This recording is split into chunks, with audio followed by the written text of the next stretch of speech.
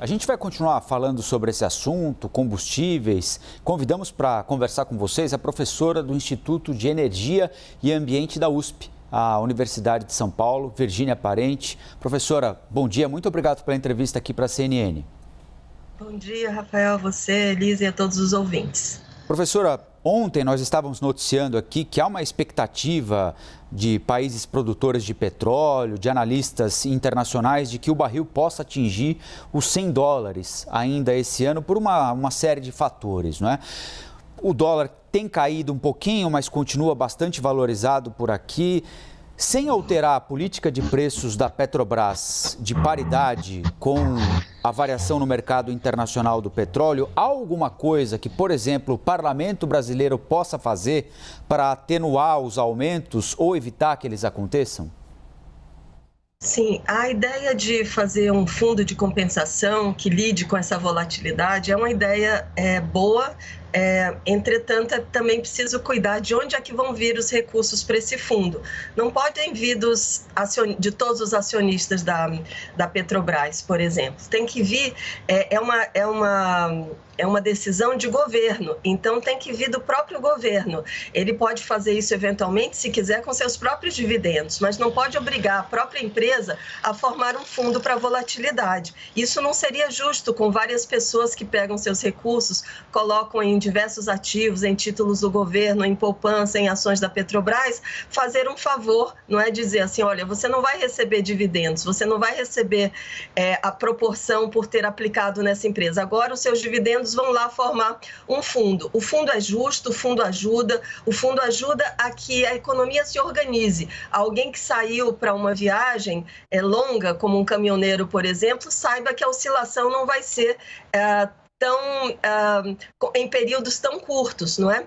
E esse fundo ele precisa ser feito, e quando os preços também baixam, significa que o preço na bomba não vai baixar. Ele vai, de certa forma, recompor o fundo. Então, é um fundo para cortar os vales e os picos das oscilações de preço, o que ajuda no planejamento do transporte no país. Professora, a gente tem podido ver os diferentes setores ali de gestão, tanto os governos estaduais, o Poder Executivo por parte do Ministério da Economia, as palavras do presidente da República e seus posicionamentos, toda a movimentação envolvendo os parlamentares. Então, muitos setores responsáveis pelas decisões das nossas vidas estão discutindo esses assuntos. E, às vezes, a gente acaba gastando energia à toa, não é? Vendo uma energia inteira sendo dedicada para lá, no fim, não ter muita resposta. Onde exatamente a senhora avalia que essa energia pode ser mais promissora? Olha, se o caminho for pelo parlamento, bom, podemos ter ali um avanço no preço. Se os estados se movimentarem, podemos ter um avanço no preço.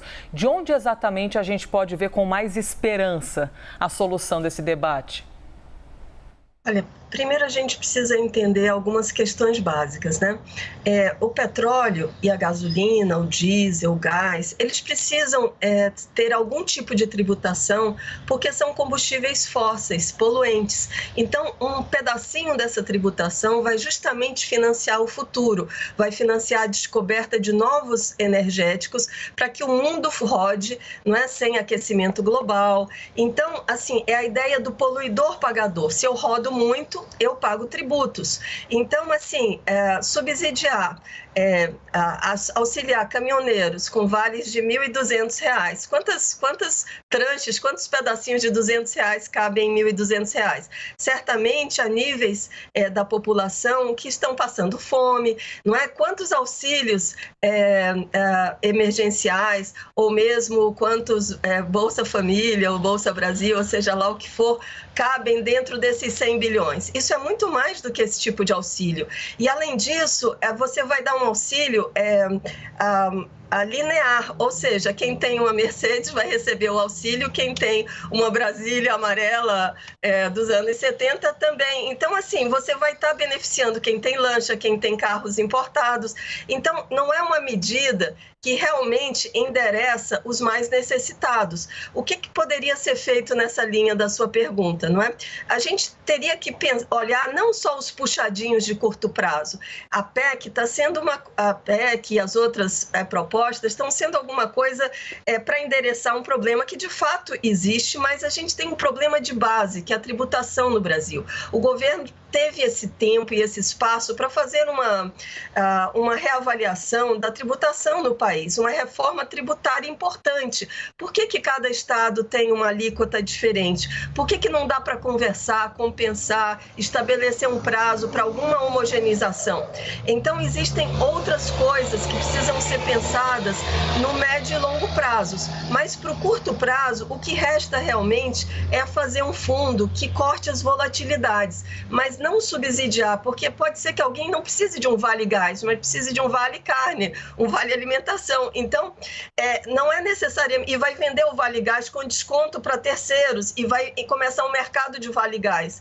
Então, a gente precisa endereçar esse problema de uma maneira mais inteligente, que não é com vale disso, vale daquilo, mas é com uma política que, inclusive, dá liberdade a quem está recebendo o auxílio a gastar onde realmente incomoda mais. Pode ser no gás, sim, mas pode ser em outra área. Quando você carimba, você está formando aí um mercado negro de vale gás. Muitas famílias provavelmente vão continuar cozinhando com lenha e vão vender o vale gás para ter recursos para outras coisas. Então, é necessário abordar essa questão de uma maneira mais consistente, no longo prazo. A pobreza energética é um fato no nosso país, não é? Ela se expressa com a perda de renda, com a quantidade de desempregados, com a dificuldade de continuar cozinhando com GLP ou com gás natural canalizado.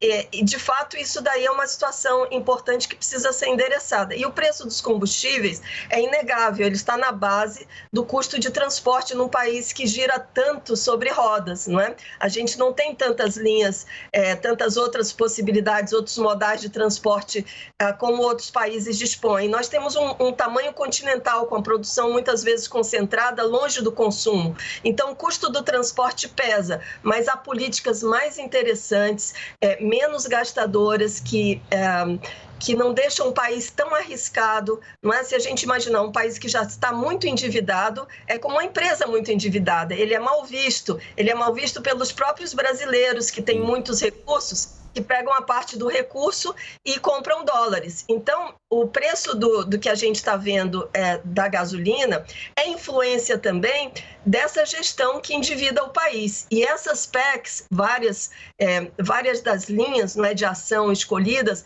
vão ampliar esse endividamento que não é bem-vindo nesse momento especificamente, mais gravemente. Virgínia Parente, professora do Instituto de Energia e Ambiente da USP, a Universidade de São Paulo. Professora, muito obrigado pela entrevista aqui para a CNN. Um bom dia de trabalho para a senhora. Até a próxima. Muito obrigada. Um abraço a todos. Obrigado.